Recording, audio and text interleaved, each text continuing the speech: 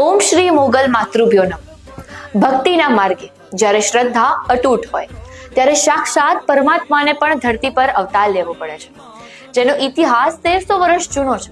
જ્યારે દ્વારકાના પાવન કિનારા પાસે આવેલા ભીમરાણા ગામમાં ભક્તિનો એક અનોખો સૂર રેલાયો હતો, જેનું નામ લેતા જ અધૂરા કામ પૂરા થાય એવી આઈ મોગલના પ્રાગટ્યની સત્યગાથા શું તમે જાણો છો?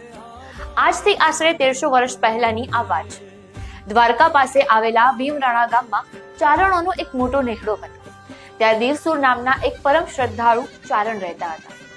વર્ષો વીત્યા પણ તેમના ઘરે કોઈ સંતાન ન હતું.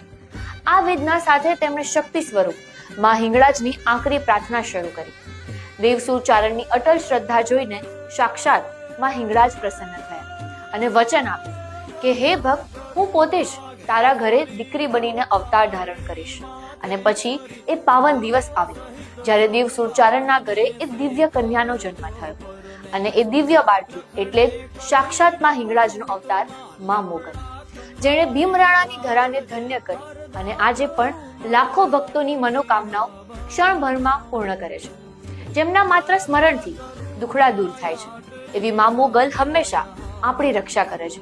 જો તમે પણ માં મોગલના સાચા ભક્ત હોવ તો શ્રદ્ધા સાથે કોમેન્ટમાં જય મોગલ જરૂરથી લખજો અને આવી જ અપડેટ માટે લલકાર ન્યૂઝને લાઇક, શેર અને ફોલો જરૂરથી કરજો.